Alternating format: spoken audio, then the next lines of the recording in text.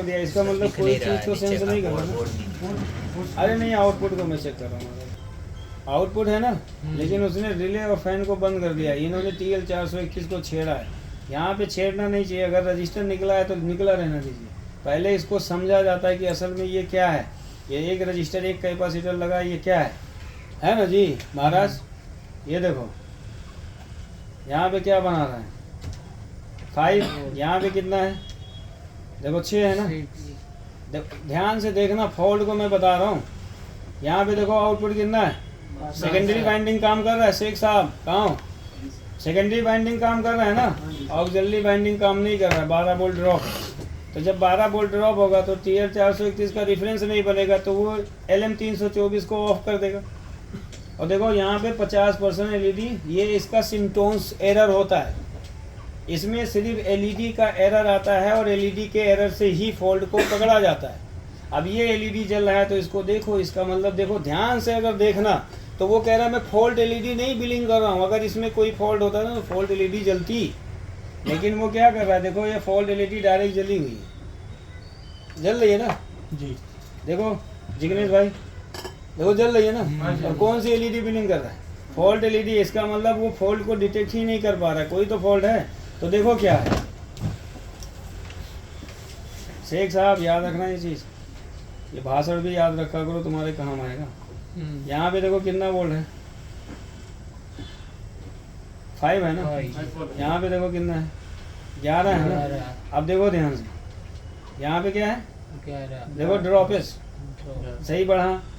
ये जब तक स्टेबल नहीं करोगे सही नहीं होगा, ठीक है। तो यहाँ पे देखो क्या है, 6 है ना। अब जरा ध्यान से देखो, यहाँ पे 12 है ना, 10।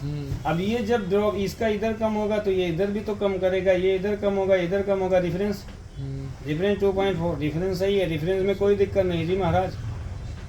कहाँ हो सुकुमार जी, डिफरेंस तो बना रहा है 2.4। भाई डिफरेंस में क्यों छेड़ रहे थे। डिफरेंस अगर गलती से ऐंठ गया ना तो डिफरेंस जल्दी फिक्स नहीं होता है बाबू, समझे। देखो फॉल्ट कहाँ है, यहाँ पे देखो फॉल्ट ये है, 2.6 दिखा रहा है। यानी वो MCUIC कह रहा है कि बैटरी फुल हो गया, और वो क्या करता है, रिले फैन को कट ऑफ कर देता है। जबकि तुम्हारा यहाँ आउटपुट है और रिले डिस्कनेक्ट हो गया। ये 2.6 को घटाना है ब्रो। ये देखो 7 हो गया। बंद करो एक बार, सेक्शन को समझो। आउटपुट को समझने से पहले आपको किसको समझना है, MCU को। किसको समझना है, MCU कितने वोल्टेज पे ऑन होता है, 1.5 वोल्ट और 2.5 और मतलब 0 से 5 वोल्ट तक के ऑन होता है सर। दिया जाएगा ना, कब दिया जाएगा, जब आउटपुट बनेगा, है ना। अब क्या करेगा, इसको वोल्टेज देने के लिए यहाँ पे क्या लगा देगा, क्या लगाएगा जी, ट्रांजिस्टर। अरे 7 8 LG। अच्छा, हमेशा इसी से 78.5। इधर क्या है, 12 वोल्ट है, क्या है 12। अब इसने दिया 5। IC on, yes. IC on होते ही ना इसका पहला काम होता है कि बैटरी को सेंस करना। क्या करना, बैटरी को सेंस करता है। पहला काम इसका यही है इंस्ट्रूमेंट में, कि ये तुम्हारे बैटरी को रीड करता है, ठीक। Yes sir. अब बैटरी नहीं लगाओगे तो ये बोलेगा यार बैटरी नहीं लगी। ये बोलेगा नहीं, आपको मतलब कुछ मैसेज देगा। अब जैसे बोल्ट्समैन होगा तो वहाँ पे लिखा आ जाता है, लैब लिखा होता है। क्या लिखा होता है, लैब। और अगर ये लेटेस्ट मॉडल है इसका तो यहाँ पे कुछ लिखा नहीं आता, क्योंकि डिस्प्ले नहीं है इसमें। तो इसमें क्या आता है, LED के हिसाब से हमें पता करना होगा। समझ में आएगा। तो ये क्या करेगा, अगर आपका आउटपुट हो गया, अब आउटपुट होगा तो इसको तो आउटपुट को तो सेंस करेगा ना कहीं से तो सर्किट दिया जा रहा है, इसको सेंस कराया जा रहा है। अब पूछो कैसे हो रहा है, तो हम बताएं कुछ, कैसे सेंस कर रहा है कि चार्जिंग आउटपुट हुआ कि नहीं, है ना। ये नहीं, बैटरी तो चलो आपने नहीं लगाया तब भी ये सेंस कर लेता है। भाई देखो कंट्रोलर ऐसी का काम है कि आउटपुट को सेंस करना, रिले और फैन को चलाना, यही होता है ना। रिले फैन का कंट्रोलिंग सप्लाई किसके पास है, MCU के पास। तो MCU क्या कह रहा है, जब तक मेरे को नहीं पता चलेगा जब तक मैं नहीं चालू करूँगा। अब तुम है फैन को डायरेक्ट कर दो तो एक अलग चीज़ है कि फैन वहाँ चल रहा है, वो तो एक अलग फंडा हो गया। रिले को डायरेक्ट कर दो वो अलग फंडा होता है भाई, लेकिन तुम्हारा चार्जिंग मोड कभी नहीं जाएगा। हमें इस चार्जर को चार्जिंग मोड में लेके जाना है। तो चार्जिंग मोड में ले जाने का मतलब है कि हमें इस MCU को इसका इंफॉर्मेशन देना है। क्या देना है? इंफॉर्मेशन देना है कि भैया आउटपुट हो चुका है, अब तुम काम करो कि आगे कुछ तुम्हें काम करना है, फैन रिले को चालू करना है। तो इसको इंफॉर्मेशन देगा कौन? LM324। कौन देगा? LM324 ऑन कैसे होगी? ऑक्सिलरी वाइंडिंग से। किससे? ऑक्सिलरी वाइंडिंग से। ऑक्सिलरी वाइंडिंग कब काम करता है?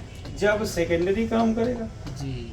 याद रखना ये चीज़, सेकेंडरी में वोल्टेज नहीं है तो ऑक्सिलरी में कभी नहीं होगा, सेकेंडरी में वोल्टेज कम है तो ऑक्सिलरी में वोल्टेज कम है। जब आउटपुट हुआ, ऑक्सिलरी वाइंडिंग से 12 वोल्ट निकला, LM324 को गया, तो LM324 ने एक इंफॉर्मेशन किसको भेजा? कंट्रोलर को। तो कंट्रोलर समझ गया, चार्जिंग आउटपुट हो गया। अब वो किसका इंतजार कर रहा है? बैटरी का इंतजार कर रहा है कि भैया तुम बैटरी लगाओ और हम इस चार्जर को चार्जिंग मोड में ले जाएं, यानी बैटरी को चार्ज कराएं। अब आपने बैटरी को नहीं लगाया तो रिले फैन नहीं चलेगा। तब आपके पास एक सवाल आता है, धुआंधार दिमाग में आता है, साला आउटपुट हो रहा है, 12 वोल्ट भी बन रहा है और रिले फैन नहीं चल रहा है, ये बहुत फॉल्ट है। तो फिर दिमाग में आता है, यार क्यों नहीं? चार्जिंग आउटपुट हो रहा है, ऑक्सिलरी भी काम कर गया और हमारा फैन रिले नहीं चल रहा है। हमेशा याद रखना, अगर ऐसी फॉल्ट है ना तो हमेशा DC सेंसिंग सप्लाई को चेक करना। हर चार्जर में, चाहे वो छोटा चार्जर हो या बड़ा चार्जर, हमेशा सब में होता है DC सेंसिंग सप्लाई होता है। जैसे हमने की सेंसिंग सप्लाई पढ़ा कंट्रोलर में कि की सेंसिंग सप्लाई से MCU का प्रोग्रामिंग अनलॉक होता है कि हमें इतने वोल्टेज पे इस मोटर को चलाना है।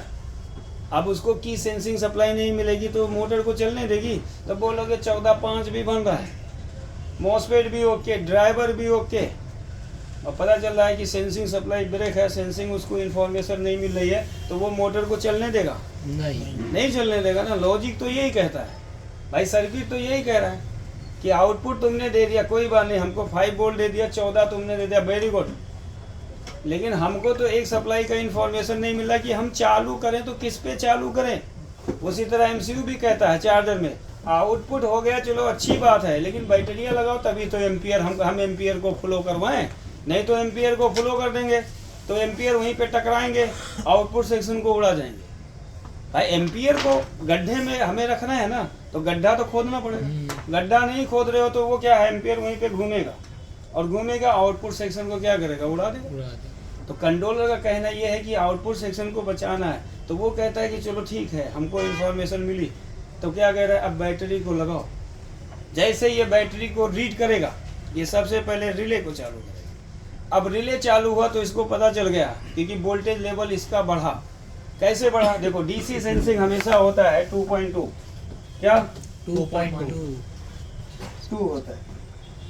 अब जब लोड कनेक्ट होता है, यानी रिले जब चालू होता है, तो ये कितने पे जाता है? 2.3 या 2.4 वोल्ट।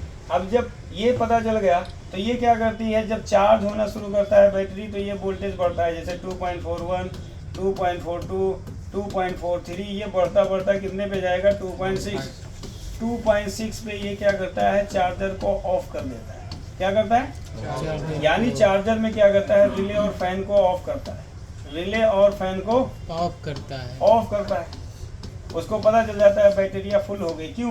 क्योंकि यहाँ पे जो वोल्टेज आ रहा है ना, उसके साथ प्लस इलेक्ट्रॉन आ रहे हैं। क्या आ रहे हैं? Plus electron. LM324 minus electron को काउंट कर रही है, दोनों मिलके क्या कर रहे हैं? देखो कंट्रोलर ऐसी परसेंटेज LED दिखाता है कि 30% चार्ज हो गया, उसको कैसे पता चल रहा है? वही इसके पॉजिटिव इलेक्ट्रॉन से काउंट करता है। और ये किससे? इसको माइनस इन्फॉर्मेशन दी जाती है, माइनस के द्वारा ये समझता है कि बैटरी कितना % चार्ज हुई। अब पता चल रहा है कि जैसे ही आपने बैटरी जोड़ा, बैटरी आपकी डिस्चार्ज है, उसको 2.6 या 2.7 वोल्टेज मिल रहा है, तो कंट्रोलर ऐसे कहता है यार बैटरी तो फुल है, ये चार्ज किसको कर रहा है?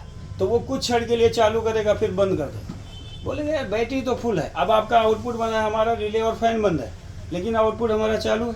इसका मतलब वो तो कह रहा है कि यार हमको ज़्यादा वोल्टेज मिल रहा है, या तो तुम्हारी बैटरी फुल है या तो तुमने ज़्यादा वोल्टेज की बैटरी लगा दिया, हम इसको चार्ज नहीं करेंगे। तो हमें इसके क्या करना है, सेंसिंग वोल्टेज को डिक्रीज़ करना है। हम डिक्रीज़ करेंगे, इसकी चार्जिंग टाइमिंग को बढ़ाएंगे।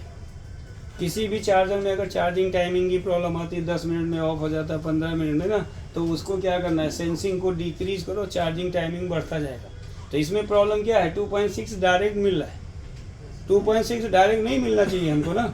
2.6 मिल गया, ऐसे समझ गए यार बैटरी तो फुल है, तो 2 मिनट चालू किया फिर ही बंद कर दिया, है ना, ये फॉल्ट है।